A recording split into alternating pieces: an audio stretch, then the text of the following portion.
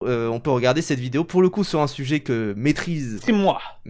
Ah oui, c'est vrai. Maîtrise entre guillemets Argolido, la nouvelle vague, donc de Clara Runaway. Clara Runaway, je dois dire, je crois que j'ai Je ne la jamais connais vu pas. une de ses vidéos en entier.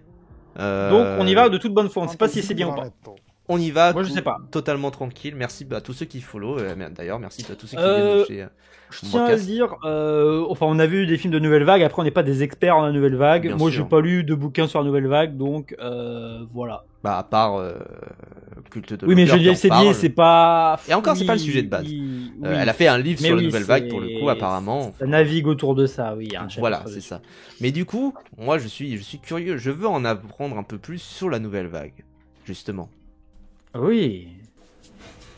Quand j'ai commencé à m'intéresser au cinéma du haut de mes 20 ans, c'était pas si facile. Déjà parce que j'avais 20 ans, donc autant vous dire que ma vie était un sacré chantier, et que surtout j'avais aucune culture cinématographique. Vraiment aucune. On est pareil. Attends, mais à 20 ans, ah non, mais ça dépend, j'ai dit à 20 ans, il y avait le confinement, mais moi, Ah bah oui. À 20 ans, en 1980, il y avait le confinement pour nos parents. Vrai. On est tous passés par le confinement à nos 20 ans. Oui. À nos 20 ans, on est tous au confinement, quoi. Ça se tapait entre 2-3 classiques, genre Singing in the Rain, Titanic ou Shrek. Ouais, qui sont des classiques, des purs classiques. On rappelle, hein. Très bien. On rappelle les gens, hein, Shrek, les gens qui sont en mode attention Shrek, c'est de la merde, il faut pas en parler, tout ça. Enfin, c'est de la sous-culture. Ça existe pas. Bon, déjà, non, ça existe quand même. Il y a quand même des gens qui sont en mode non, Shrek, c'est pas très bien, tout ça. Enfin, voilà, il faut rendre à César ce qui est à César, j'ai envie de dire. On rappelle quand même que c'était à la première du film lors du Festival de Cannes où tu avais du coup Antonio Banderas qui parlait en fait de comment ça s'était passé la projection de Shrek 2 et qui disait en fait ce qui est fou c'est que tout le monde rigolait, tout le monde riait. Moi j'en ai croisé hein, des gens en mode de toute façon c'est de l'animation tout ça enfin voilà mais et il dit, Antonio Banderas, qui disait, tout le monde rigolait, que ce soit les frères Dardenne, les Haneke, les grands auteurs iraniens qui sont venus exprès pour l'événement, tout le monde rigolait, quoi. Donc c'est pour ça, faut pas non plus juger Shrek. J'espère que l'anecdote de Haneke qui rigole devant Shrek est vraie. Hein. J'espère vraiment. Si Antonio Banderas le dit, il a pas d'intérêt à ne pas le dire. En DVD à l'époque à la maison, mais vraiment pas plus. Donc forcément, contrairement à ceux qui ont grandi dedans à cette époque, j'avais vraiment l'impression d'avoir absolument zéro ref, zéro culture, mais surtout d'avoir accumulé beaucoup de retard que j'arriverai jamais à rattraper. Bon, maintenant j'ai bien compris que la meilleure partie quand on est cinéphile, c'est justement d'avoir toujours des trucs à rattraper. C'est vrai, et de se dire que c'est un feignit et qu'il faudrait toute une vie pour ça, et surtout de se dire, si à 20 ans t'as pas si à 20 ans tu n'as pas vu des films de la nouvelle vague, c'est pas grave, t'as peut-être un peu de retard par rapport à... Même à 40 ans, oui. c'est pas grave. Non mais tu sais, si t'es en études de cinéma par exemple et que t'as ce retard-là, t'as un peu de retard par rapport aux bourgeois qui en matent depuis qu'ils ont 10 ans, tu vois, limite. Oui, puis au pire t'as un retard sur le programme sur lequel t'étudies. Mais oui, bon. et voilà, et c'est sur le programme scolaire. Et puis limite, même au pire t'as déjà une idée de ce que c'est que ce mouvement, des ancrages intellectuels, analytiques, pour peut-être mieux profiter de ce cinéma-là. C'est ça. Si t'aimes ça, parce que bon, si t'aimes pas ça, bon, ça reste intéressant à regarder, mais bon. C'est ça, c'est ça. T'aimes pas. Mais bref, c'est un autre débat. Et du plus loin je me souviens, le mouvement qui me donnait le moins envie de tous, et qui a du coup été celui que j'ai mis le plus de temps à étudier, c'est la nouvelle vague. Suis-je passé au rang de fausse cinéphile à vos yeux? Alors, pas parce que je savais pas par quel... En vrai, c'est plutôt... Boubou, le mépris à 10 ans, bon... Oui, bon, peut-être un peu trop tôt. Hein. Je pense, en vrai, pour le coup, tu comprends rien. Faut comprendre un peu où était Godard à ce moment-là dans sa vie, en plus, pour savoir. Mais non, mais après, moi, je pense pas que ce soit le dernier mouvement que j'ai regardé, la nouvelle vague, parce qu'en fait, il est tellement culturellement significatif, on va dire. Et il y a ce côté où moi ce qui m'a intéressé plus tard c'est le cinéma hors occidental, tu vois, limite genre le cinéma indien, le cinéma africain, tout ça. Oui, parce que il y a des choix qui sont faits de distribution. Après c'est logique, tu vois, mais et puis aussi logique, et aussi on est dans un continent et dans un pays dans une société qui accorde moins d'importance au cinéma africain qu'au cinéma américain, tu vois. Alors que c'est un cinéma qui est riche, qui a plein de choses. C'est comme ça, c'est des choix. Voilà. L'idée de retard sur la culture, c'est tellement un gaslight. Déjà, j'aime pas l'idée qu'on est en retard sur la sur la culture. Puis surtout, ça va tellement vite de mater des films quand tu t'y mets vraiment. C'est vrai. C'est vrai. Nouvelle vague. Chapeau magique. Cinéphile à vos yeux. Alors, pas parce que je savais pas par quel bout commencer, mais parce que tous les cinéphiles les plus insupportables que j'ai pu croiser dans ma vie, ceux en col roulé noir là, ça n'a rien à voir, je vous arrête tout de suite, ils faisaient automatiquement référence. Comme si c'était un scandale qu'on soit pas né avec la bobine dans la bouche. Bref, donc clairement ça me donnait pas envie, ça avait juste l'air élitiste, et accessoirement tout ce qui m'était cité avait l'air hyper mystérieux avec un lore qui me dépasse. Vraiment full inaccessible. Comme oui, c'est ça, beaucoup... tu peux pas être à jour sur tout, tu ne peux pas en fait, et aussi il y aura toujours des gens qui auront plus de culture, qui auront vu des trucs que t'as pas vu, il y aura toujours... et tout comme t'auras vu des trucs qu'ils n'auront pas vu, quoi. Et moi je pense, là aussi, il faut être tranquille, c'est que c'est pas une performance la culture. Clairement. Ce n'est pas une performance. Tu n'as pas à te. C'est pas un concours. Ce n'est pas une course. C'est pas un concours. Et c'est aussi, moi je trouve que en fait, plutôt, c'est plus un état d'esprit dans lequel faut se mettre. Faut être ouvert. Et peu importe où t'en es. C'est-à-dire que si tu t'intéresses vraiment à tel truc, par exemple le cinéma, faut pas te dire direct le film au cinéma hongrois noir et blanc de 1950 c'est de la merde. Si t'en as vu aucun mais que t'es pas dans le mépris de ce cinéma là, comme il y a beaucoup d'anti-cinéphiles primaires débiles voire même anti-intellectualistes qui parlent de ça, bah y a pas de souci, parce que le souci vient de cette fermeture là, comme il y a un souci si t'as le mépris de l'animation, le mépris du cinéma d'action américain ou tout ce que tu veux, qui désigne une sorte soit de mépris de classe ou d'élitisme, etc. C'est pour moi c'est là la clé, c'est pas la performativité. Tu peux avoir vu 100 films et ne pas être fermé à ça, être en mode oui intéressant, oui ça c'est sympa, et en avoir vu 2000 et être une merde insupportable. C'est pour ça que ça là-dessus, moi je comprends le réflexe de se dire mais les gens qui m'en parlent c'est tous des merdes, etc. Je comprends, etc. Enfin je vois le truc, mais après se fermer là-dessus et dire je vais pas mater parce que les gens qui matent ça sont tous des connards. Je me dis c'est se fermer à de la culture, et parfois les connards ont raison déjà ça, et surtout deuxième argument c'est de se dire tu comprendras mieux les connards si tu vois leur film et qu'en plus tu dis j'ai pas aimé parce que machin, et là ils vont te dire ils vont un peu plus botter en touche, donc tu peux prendre ta vengeance comme ça. Et troisièmement il faut pas laisser ce genre de film là à ces connards là, quoi. Non, et puis il faut aussi ne pas considérer une œuvre culturelle par rapport à sa communauté, hein. C'est se fermer, c'est se fermer, mais c'est une réaction humaine basique. Bah oui, surtout quand t'es jeune. Oui, mais et puis il faut aussi pas considérer les cultures aussi comme que le produit d'une communauté. Oui. C'est-à-dire ne pas vouloir s'intéresser, ne pas aimer, etc. En critiquant la commu. Je suis en mode oui, mais là tu ne parles pas de l'œuvre en fait, là, tu parles d'autre chose. Et c'est en fait c'est un sujet différent. Donc c'est comme ceux qui ne veulent pas, je sais pas moi, regarder ou jouer à enfin il y a surtout ça dans le jeu vidéo. Ceux qui veulent pas jouer aux jeux vidéo parce que ceux qui veulent pas jouer à Undertale parce que la commu c'est des forceurs insupportables. Oui. Là, du coup tu parles de la communauté de ce jeu vidéo là, tu ne parles pas de l'œuvre en elle-même. Donc pour le cinéma, à la limite t'as ce truc de je trouve les gens m'ont trop hypé et je suis déçu. Oui, comme avec le Mohican tout à l'heure. C'est ça, mais faut rester ouvert, quoi. Tu vois, c'est là où on revient sur l'ouverture, et pour moi c'est ça plutôt la chose à avoir en tête quand tu veux t'intéresser à la culture, plutôt que sur la performativité et le nombre de trucs que t'as vu. Parce qu'il y en a plein des gens qui dans le cinéma qui s'enchaînent 2-3 films par jour, qui consomment, et puis finalement super, t'as vu 3000 films, voilà. Oui, tu sais pourquoi. En plus. Donc bon, c'est ça, et puis il faut se poser, il faut pas se dire c'est pas un marathon, c'est pas une course, c'est pas un concours, c'est vraiment tant que c'est sincère. C'est sincère en fait finalement de voir des films, et il faut pas non plus se reposer sur l'avis de quelques personnes un peu pédantes pour savoir où aiguiller sa vie, quoi. C'est ça, moi je trouve en contre-exemple aussi que j'aime bien, c'est nos bingos. Il y a des gens qui étaient en mode j'ai pas vu beaucoup de films, c'est que des films américains, blockbusters, d'action et tout ça. Et nous, comme on n'est pas fermé et que les gens qui proposent ça sont vraiment sincères et aiment sincèrement ça, ils en parlent avec passion. Ça donne des bingos où finalement on parle 3 heures de toujours des films d'action américains, et c'était très bien en fait. C'est ça. Donc y a pas de sous-culture, y a pas de souci. C'est con, mais ce qu'on aime, c'est le cinéma, c'est tout. Hein, Ah c'est bah aussi oui, simple que c'est ça. les cinémas même, hein, j'ai envie de dire. Bah oui, donc bon.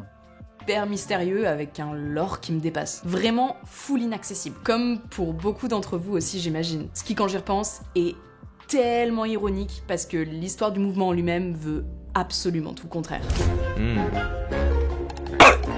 Nouvelle vague.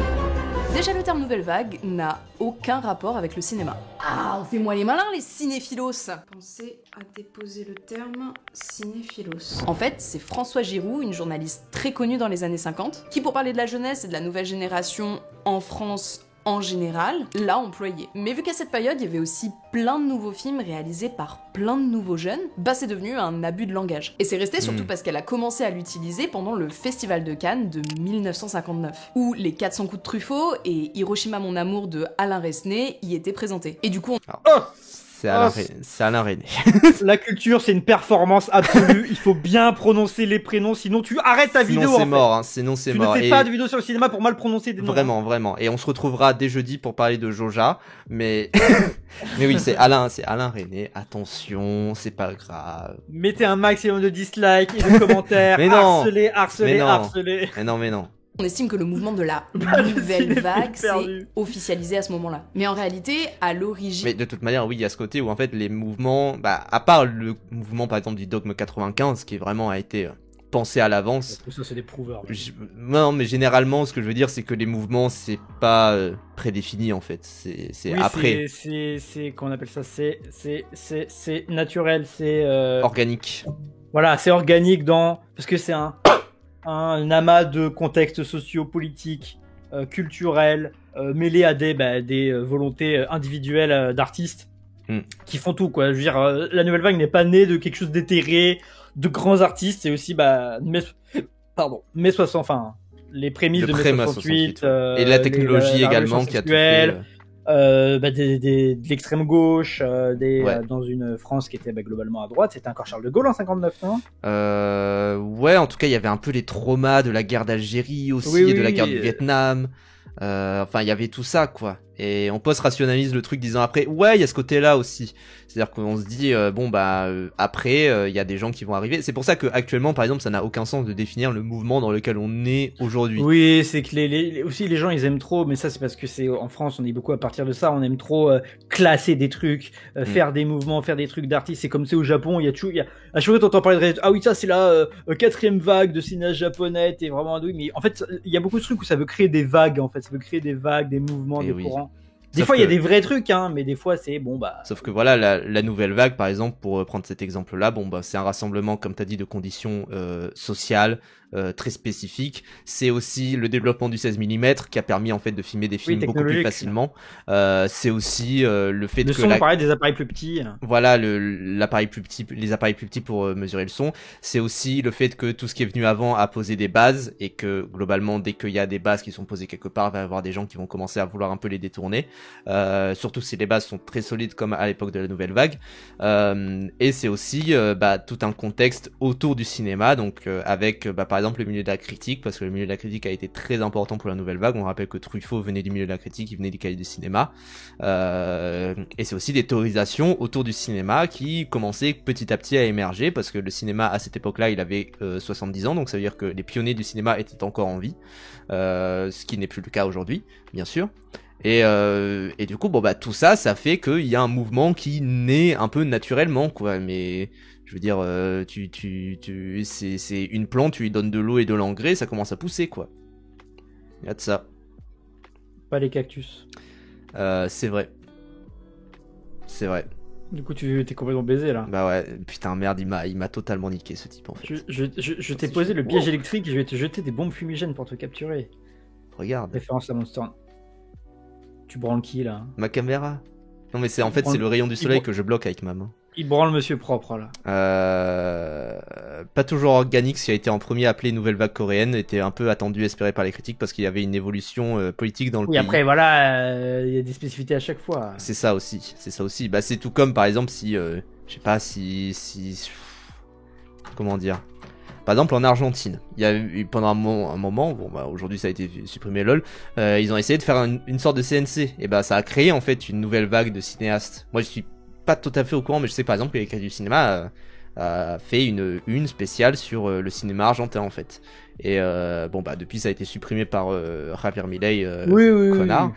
Mais voilà, il y avait du coup des nouveaux cinéastes qui émergeaient parce qu'il y avait cette création là de nouveaux moyens de faire du cinéma et des moyens financiers de faire du cinéma.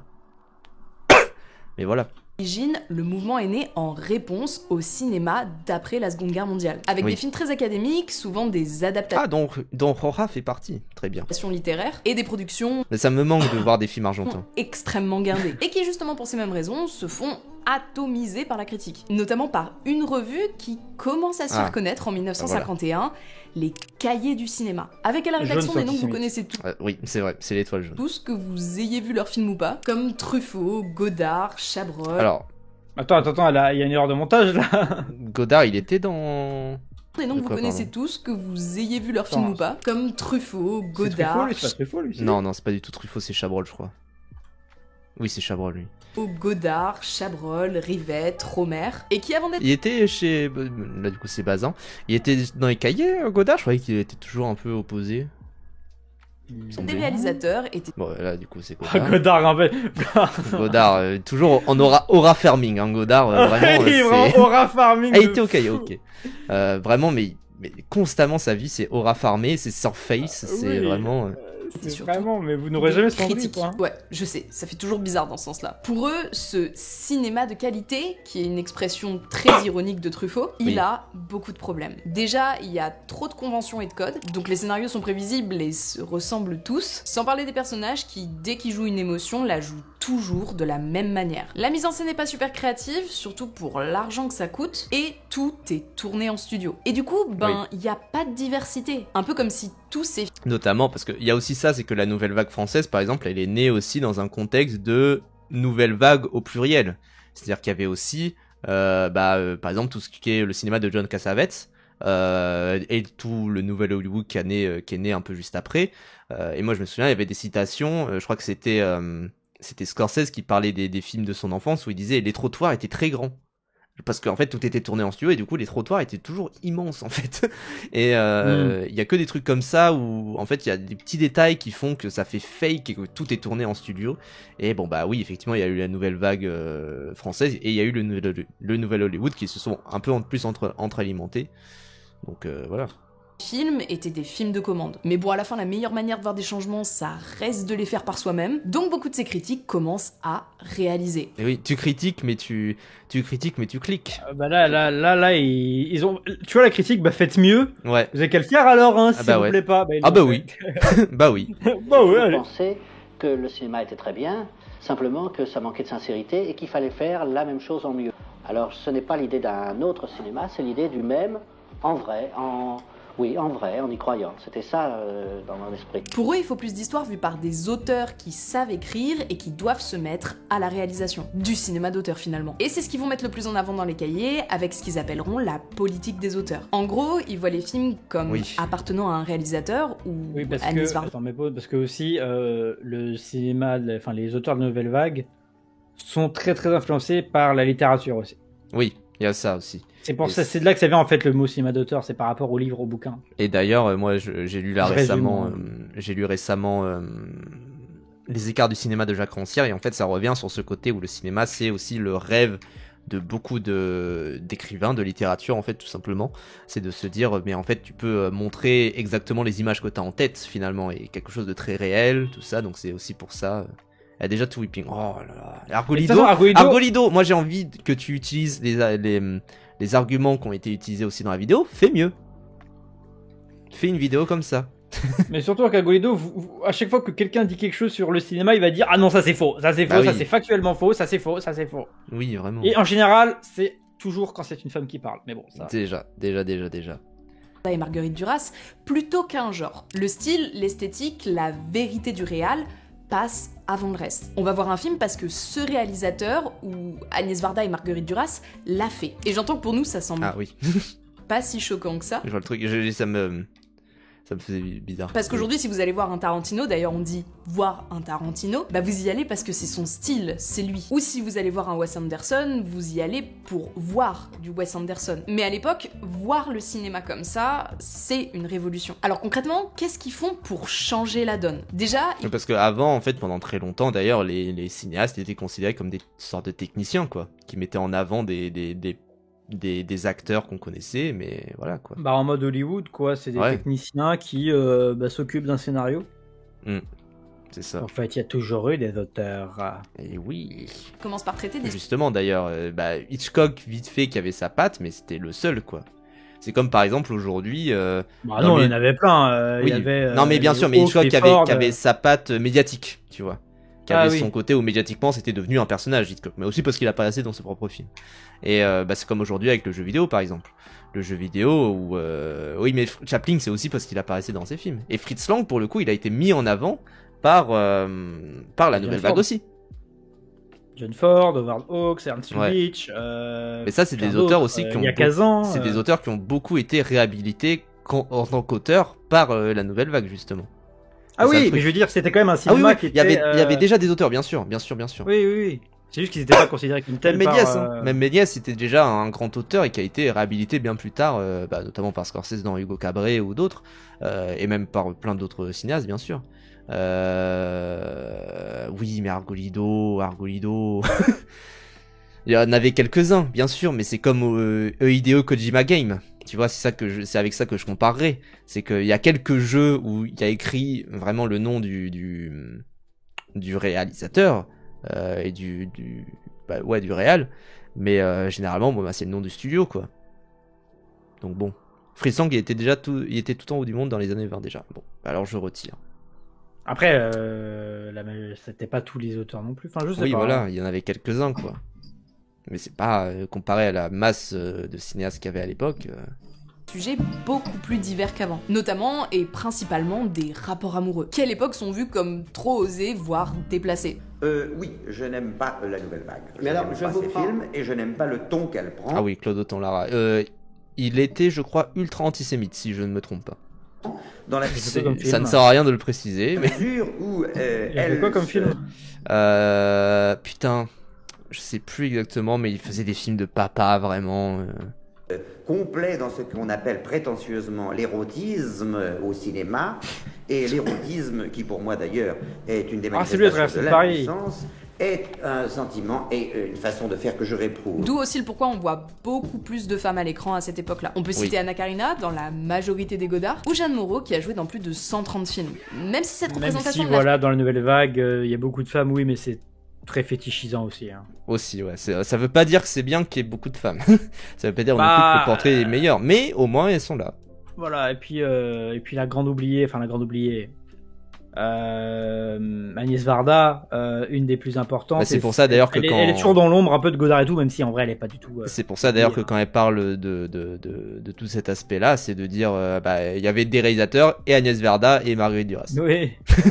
Oui, c'est vrai qu'il y a ce qui est une bonne formule d'ailleurs pour parler de la nouvelle vague, c'est de dire il y avait plein de réalisateurs et Agnès Varda et la pointe courte, alors que c'était avant tout. C'est le premier film vraiment considéré comme de la nouvelle vague. Je crois que c'est le premier film de nouvelle vague. Apparemment, mais ça je sais pas qui c'est qui dit ça, mais c'est sorti en 56, un truc comme ça, c'est sorti bien avant, sorti avant les 400 coups. Ouais. Et d'un point de vue, surtout l'intro et la fin, les premiers plans, c'est une dinguerie, comment ça a bien vieilli, on dirait du Malik, on dirait du Malik ou des trucs comme ça en 55, c'est fou. Agnès Varda, c'est celle que je préfère de la nouvelle vague, je pense, même si j'aime beaucoup Truffaut, mais Varda et Truffaut, Varda, c'est vraiment, vraiment très, très bien. Et oui, les actrices, t'as souvent, et là, c'est là où je suis totalement d'accord avec Geneviève Stellier, c'est que, il y a vraiment ce côté, l'auteur qui va mettre ses fantasmes, dans sa plume, quoi, et sa muse, et la figure de la muse, qui caractérise, les cinéastes de nouvelle vague, parce que... Argolido, quand on parle des femmes, il s'endort. Bah non, mais parce que tu peux rapprocher plusieurs grands noms de la nouvelle vague à des auteurs en fait. Oui. De meufs de la nouvelle vague, à leurs auteurs qui les ont notamment filmés. Là, c'était Anna Karina, c'est Godard. Voilà. Pourquoi parce que il la filmait sous toutes les coutures parce que c'était sa muse et que voilà, et puis souvent ça couchait ensemble. Donc, oui. Je crois, attends. Oui, c'est Godard qui était en couple avec oui, ils étaient ensemble, Karina, oui. Ouais. Donc, il y a ce truc-là, quoi. Qui, pour moi, Geneviève Feydeau a totalement raison quand elle dit ça. Moderne d'après eux et plutôt claqué au sol. Rapport au fait que les auteurs masculins y projetaient leurs fantasmes dans une société très peu déconstruite de ce côté-là, mais ça j'en parlerai dans mon livre. Ah si, c'était déconstruit mais que pour les hommes. Il y avait plus de femmes. Oui, c'est ça, c'est-à-dire de se dire les hommes c'est la liberté sexuelle, bon les femmes pas encore. Mais voilà. Après, Romer féministe basé... Romer n'est pas c'est l'auteur, et il ne représente pas tout, tu vois. Il y a aussi ça. C'est comme dire que la Nouvelle Vague, c'est ultra féministe parce qu'il y a Agnès Varda. Je suis en mode, ouais, après il y a que ça. À l'écran. Et surtout, ces films sont tournés. Et Demi est homosexuel, pourtant ça reste un truc hétéronormé, tu vois. Plutôt qu'en studio. Enfin, il était bisexuel, Demi. Oui. Il y avait plus de femmes à l'écran. Et surtout, ces films sont tournés en extérieur plutôt qu'en studio. Alors déjà, soyons très honnêtes, pour des questions d'argent, pas avoir à louer des décors de fous furieux ou même des lumières qui du coup sont naturelles, forcément ça réduit les coûts. Mais aussi parce que ça participe à cette vibe authentique qu'ils avaient repéré dans... Je suis d'accord avec toi, Paul. Dans un autre courant. Après, c'est contemporain, mais c'est pas vraiment pareil, j'ai l'impression. Les deux, les néo-réalismes italiens et la Nouvelle Vague. En termes de caractéristiques artistiques, je veux dire, les deux ont prétention de raconter le réel, mais il y en a un, c'est plus d'un point de vue la vie parisienne, et l'autre, c'est la réalité de l'état social du pays. Oui, et puis avec beaucoup d'acteurs qui ne sont pas des artistes. Il y a aussi ce côté-là où moi, c'est ça qui me touche le plus dans le néo-réalisme italien. Moi, le voleur de bicyclette, par exemple, c'est un de mes films préférés. C'est magnifique et ça fait pleurer parce qu'en fait, c'est des vrais prolos quoi qui ont vécu ça et du coup c'est pas des acteurs quoi. 40, ce qui filme c'est la réalité mais moi j'ai vu que le voleur de bicyclette en néo-réalisme italien donc je peux pas me prononcer sur ce que je préfère. Le néo-réalisme italien avec dans un autre courant dans les années 40-50, le néo-réalisme italien, avec des réals type Rossellini, qui étaient connus justement pour faire des récits simples dans des décors réels, avec des acteurs pas pros du tout. La Nouvelle Vague, c'est beaucoup de marches dans les rues. Et pour suivre la cadence, il y a une nouvelle sorte de caméra qui vient de sortir et qui va être cruciale, la Caméflex. Mais avant de vous parler de cette petite merveille technologique, merci. Alors, le sponsor, pardon. Merci à la sponsor. Merci le sponsor. On aimerait bien avoir des sponsors. C'est vrai, faudrait que j'envoie des mails moi. La Caméflex. Pas du tout, c'est pas du tout ce qu'il y a derrière moi. Merde. Ceci est un appareil pour visionner des films, car je suis dans un cinéma, ça étonne qui, et on va essayer d'aller trouver une vraie Caméflex dans Paris. Ah, c'est parti. Marrant ça. Wow, l'effet il est cool. Waouh. Une vraie Caméflex dans Paris. L'effet c'est quand tu meurs dans Undertale. Hein. Oui. c'est vraiment. Cannes, pas de réponse d'ailleurs. Réponse négative. On a parlé au début. J'ai essayé de faire recours, mais du coup dans tous les cas, Brivan n'y va pas. Moi je suis baisé moi. Et peut-être moi j'irai, mais voilà. Mais c'est pas du tout sûr. Je stresse parce que j'y vais vraiment en full culot. J'ai appelé une fois, ils m'ont dit ouais pourquoi pas. J'ai l'impression qu'ils vont vraiment me claquer la porte au nez. Et je ne croyais pas si bien dire parce que pile quand je suis arrivée, quelqu'un était en train de fermer la porte. Bonjour, j'aimerais savoir si vous avez une Caméflex par hasard. Comme si c'était un hasard d'avoir une Caméflex à dispo, tu sais. Donc mesdames et messieurs, je vous présente la Caméflex CR3. Regarde les révolutions technologiques. Oh, c'est un masque à gaz. Oh. J'étais surexcitée de l'avoir en vrai et de vous la montrer, je pense que ça se voit sur ma tête, parce que c'est clairement la caméra qui a tout changé, même pour nous. Tu prends ton téléphone et tu filmes en fait. Oui, c'est bon hein, aujourd'hui, alors regardez ma caméra et voilà quoi. Voilà hein. Oh. Première caméra qui se porte à l'épaule parce qu'elle pèse que 4,8 kg. Ouais, ça pèse un peu quand même hein. Okay. Alors que attends, 4,8 kg, attendez. Parce que j'ai un halter de 5 kg que j'ai jusqu'ici. Bon, ça va, hein. Ça va, hein. Moi, j'ai un gros halter de 20 kg, mais si je le sors, on est ban. Ah oui, merde, un gros braquemar. Écoutez, je vais essayer de faire le live avec... Un gros braquemar de 20 kg. Je vais essayer de faire le live avec... Ah oui, effectivement, ça fait un peu mal sur la fin. Aïe. Mais bon, après, tu mets un coussin et ça va mieux. Mais après, ça va, quoi. Regardez comment je suis fort. Tac. C'est 5 kg, pas fort. Ouais, bon, ça va, 5... Alors, fais la même. Ouais, regarde. Même, je te regarde. Ça pèse 5, ça pèse 5 kilos. Hein. Oh putain. Ouf. Ouh, là là. Ça fait longtemps que j'ai pas fait du sport avec des haltères. Là, tu parles de ta bite. Bah non, je pense pas qu'il parle de sa bite. Gigantesque braquemar de 20 kilos. Hein. Oh là là 20 kilos et je le transporte tous les jours. Hein. Oh là là, petit Paul. Vraiment. La vidéo gameplay. Oui. Mais bref, mais c'est pour. Mais... Bravo pour avoir retrouvé le DVD de Marquis là. Non, j'allais faire une vanne. Un peu misogyne. Bah, elle la fait pas. Alors attendez. Je la fais, mais je la cancel tout de suite après.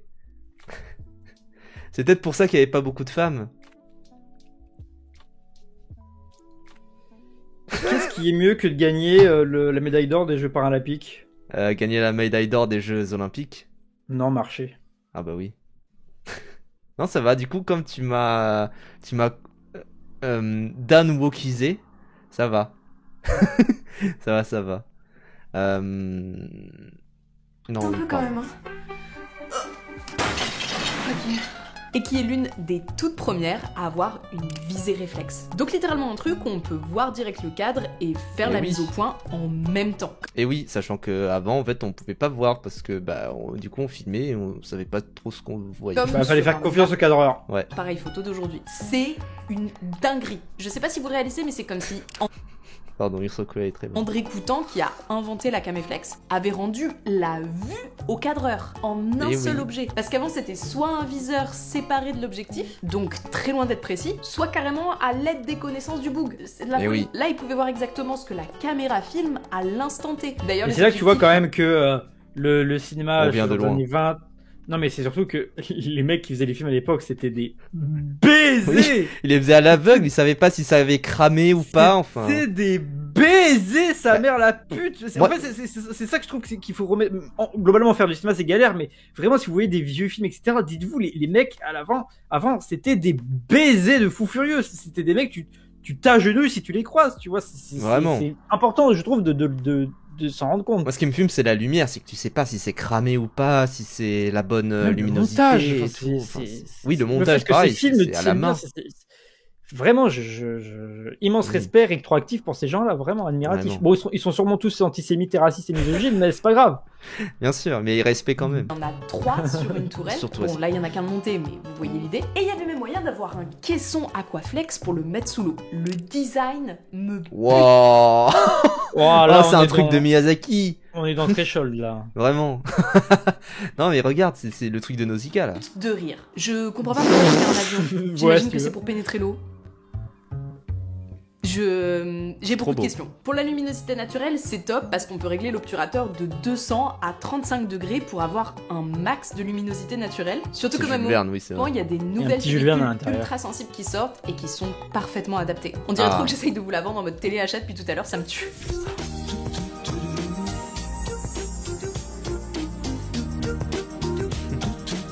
Donc vous l'aurez compris, à l'époque, la caméflex était aussi recherchée qu'un Canon 5D Mark II par un YouTuber qui fait de la fiction en 2010. Très bonne ref. En fait, le fait qu'elle soit légère, ça voulait dire qu'elle pouvait... c'est en fait, dès que tu regardes un truc de fiction sur YouTube, c'était cette caméra qui filmait.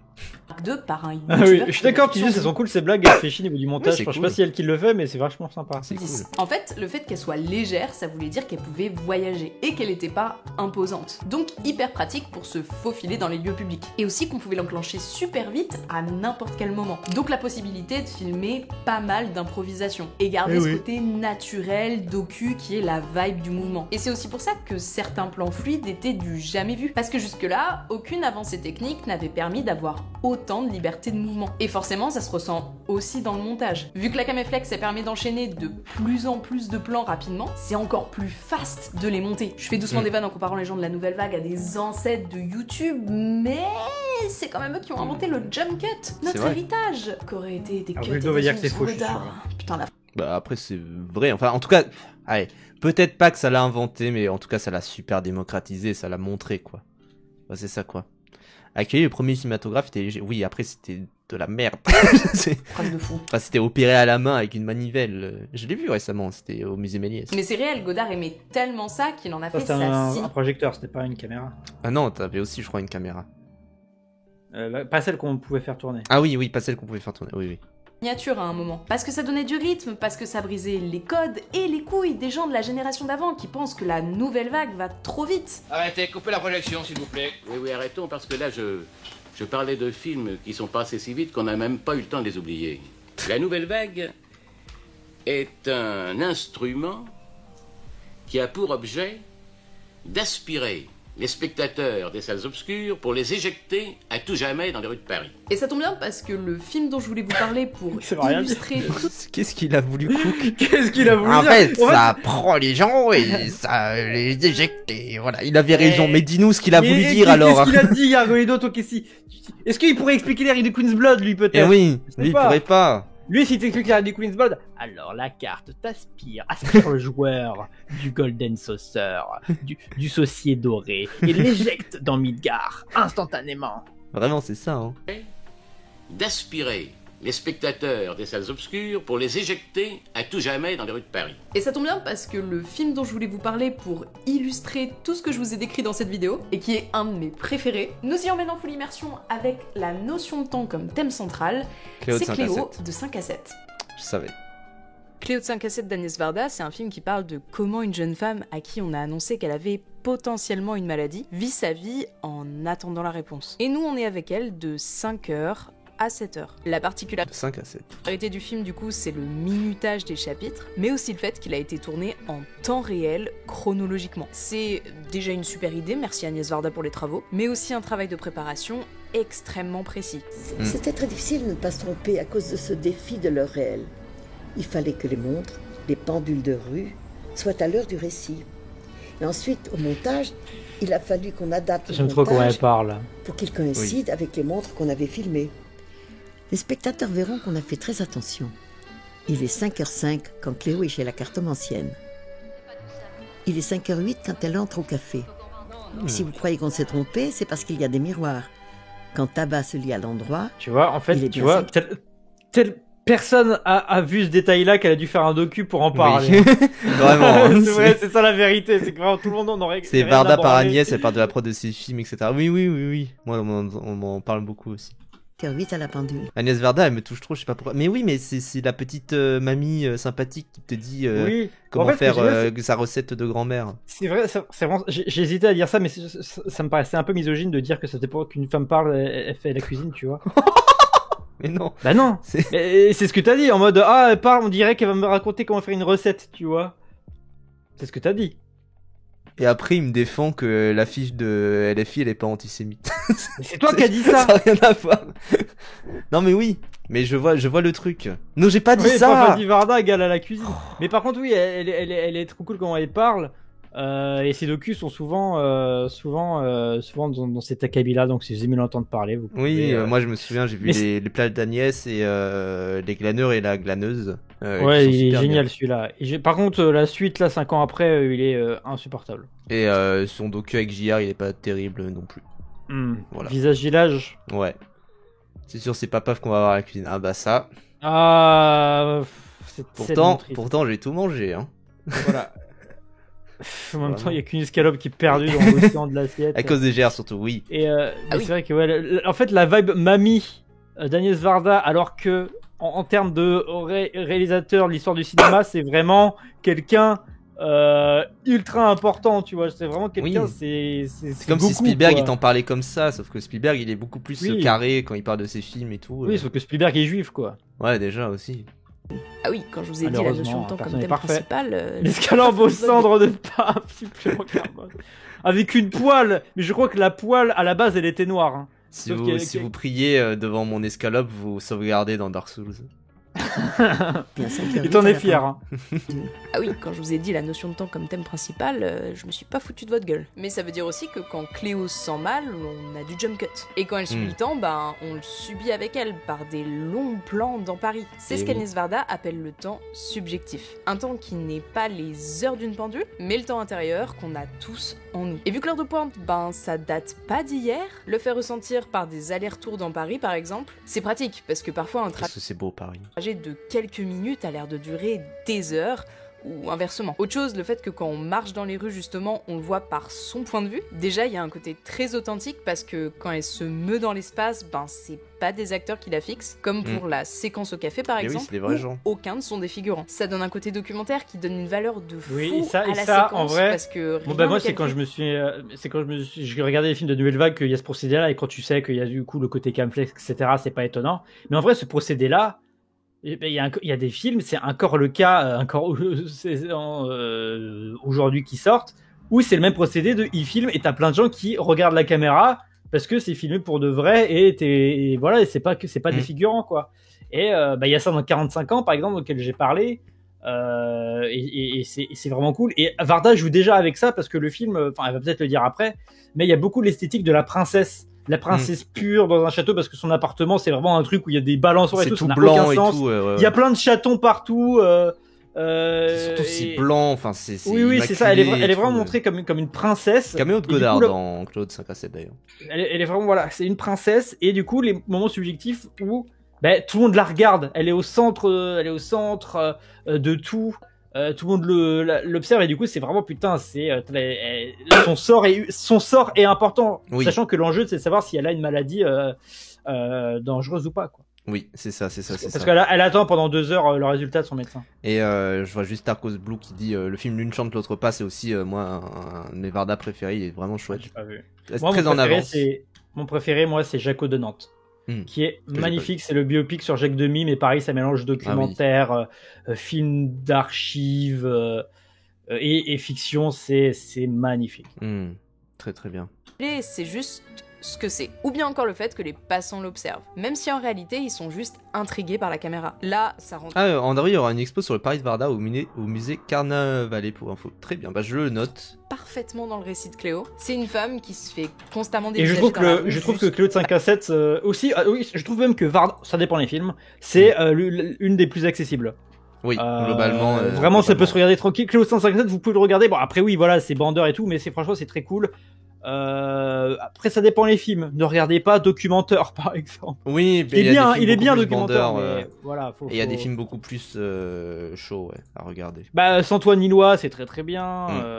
Truffaut, en vrai, moi j'aime beaucoup Truffaut, mais en vrai, les 400 coups, à part les 400 coups, c'est quand même assez bandeur quand même. Enfin, moi j'aime bien la trilogie Antoine Douanel, mais bon, c'est. Il y en a qui sont plus sympas, il y en a qui sont plus tranquilles, genre. Chaque mois, Julie Jim, j'aime pas. Mais oui, Julie Jim, il est trop. Alors que Marguerite Duras, ça Marguerite Duras, c'est. Moi, Marguerite Duras, malheureusement, faudrait que je relise parce que malheureusement, le lycée m'a filtré. C'est dur à lire, c'est dur à regarder, je trouve, Marguerite Duras. Vraiment, s'il y a des profs dans le chat, si vous pouvez éviter de faire lire plus d'été aux lycéens, vous sauvez un school shooting, c'est ça qui voilà, veut dire. vous sauvez des gens qui vont être dégoûtés de Marguerite Duras pendant longtemps. Vraiment. Parce qu'elle existe. Et pas de spoil. Pardon. C'est une femme qui se fait constamment dévisager dans la rue juste parce qu'elle existe. Et pas de spoil, mais pendant la première partie du film, Cléo est justement décrite et ce plan-là, il est magnifique dans Cléo de 5 à 7. Une référence à Citizen Kane. Fini par ceux qui la regardent, comme un objet. Minute, beau papillon. Être laide, c'est ça la mort.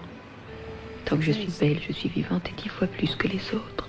Et puis, il y a un point de bascule où c'est elle qui se met à regarder les autres. Elle devient un sujet. Et ça sert tout le propos d'Agnès Varda. Pour moi, c'est une démarche féministe. Cette citation d'Agnès Varda qui disait j'aurais aimé être une féministe sympathique, mais j'ai été un peu trop en colère. Voilà, c'est bien la citation. Très, très bien. Je voulais que ce soit une femme, justement, qui ne se définit que par le regard des autres.